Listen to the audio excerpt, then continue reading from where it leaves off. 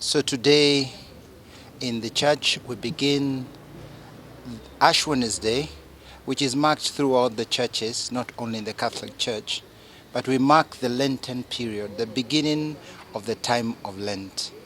This is a time of self-examination, a time of reflecting our waywardness, what we have done wrong, coming back to the Lord to ask for mercy and pardon. It's a time of conversion.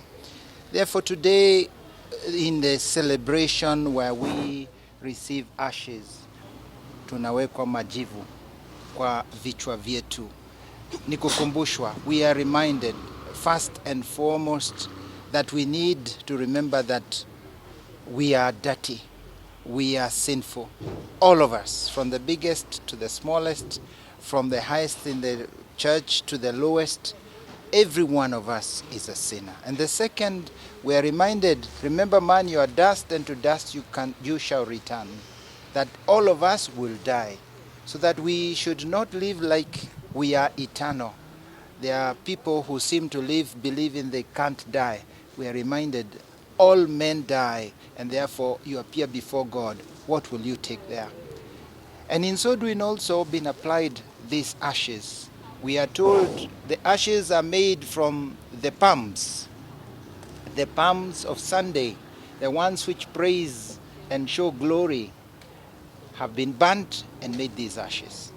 Again, we have been told to burn our pride, to come down from our pride, to overcome our pride, to overcome our lust, to overcome our envy, to overcome our jealousness and gluttony, and above all in our country, to conquer greed.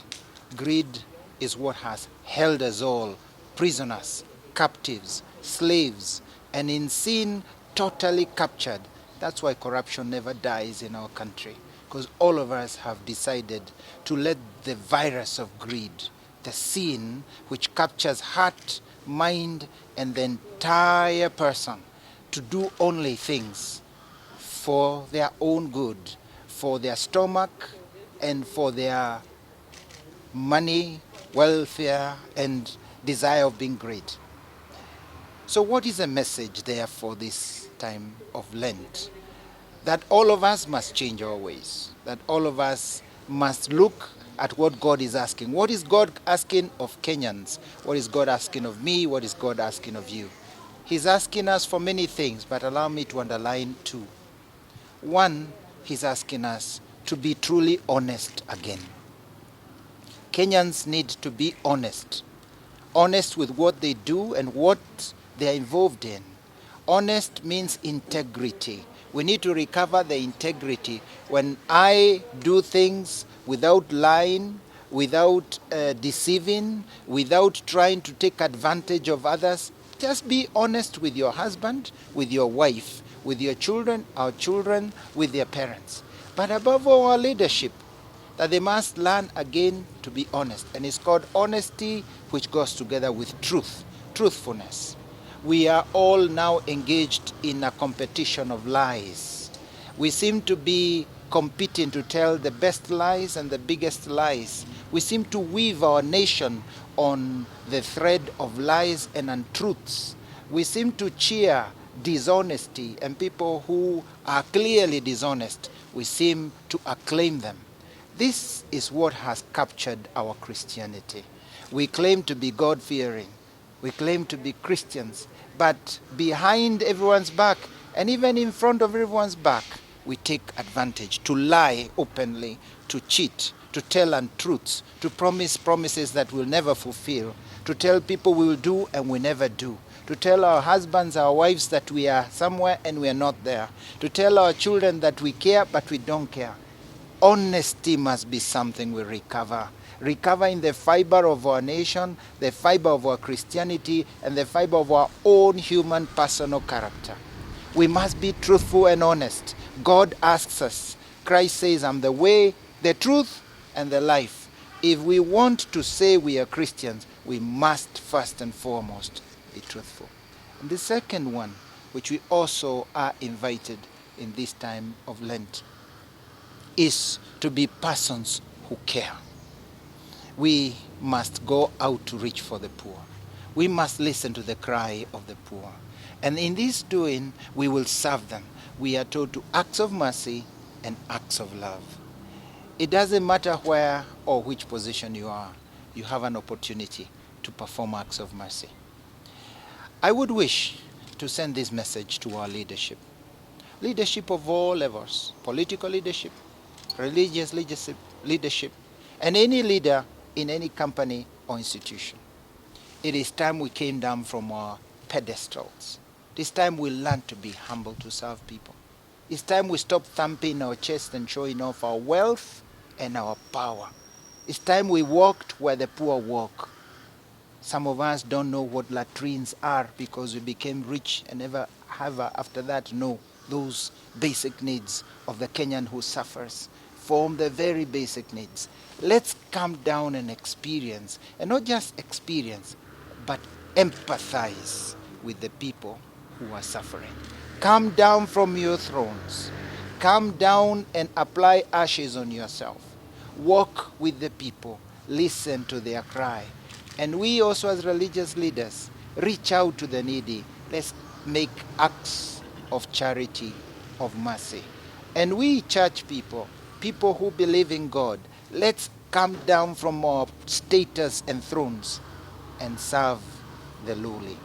If we do this, then Lent will have a meaning. But let us not increase our lie telling, those lies which we are weaving. Let's decide not. No more. Let's speak the truth. Let's be honest. Let our hands shake before we touch bribes, dishonesty, and corruption.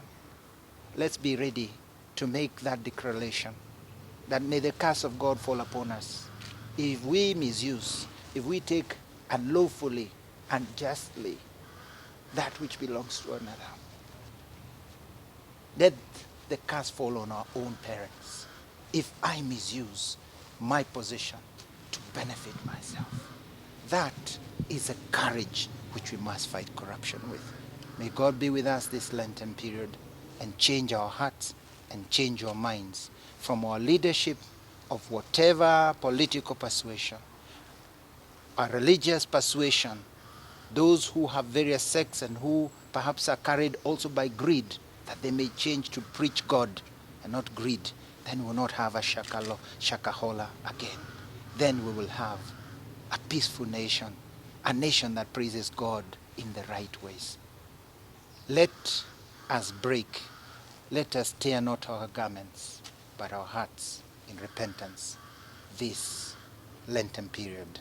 God is waiting for me and you, from the biggest, from the lowest, from the youngest, from the oldest, from the top leaders to we citizens. God bless you. It's a surprising coincidence of dates. We have Ash Wednesday on one side and the flowers of Valentine on the other. Ash and flowers don't normally go together, and yet today we have this very strange combination, fast or feast. First, I want to send Valentine is still Valentine's, and the hearts can still send love to one another.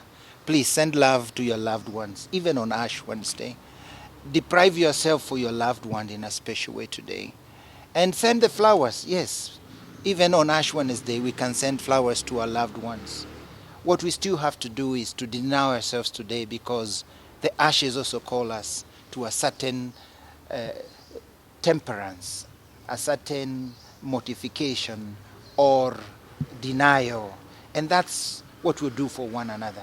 So today, perhaps rather than going out for a fantastic dinner, doing great things, eating fantastic food, maybe today you can go out to have and serve someone who is needy. Maybe you can go out to show affection to someone who, together, who needs that affection and help. Today, maybe just let the time for the heart speak. Less eating, more heart, and more caring. And so, happy Valentine to all of you, even though it's also Ash Wednesday. It's still a happy day for you. God bless you.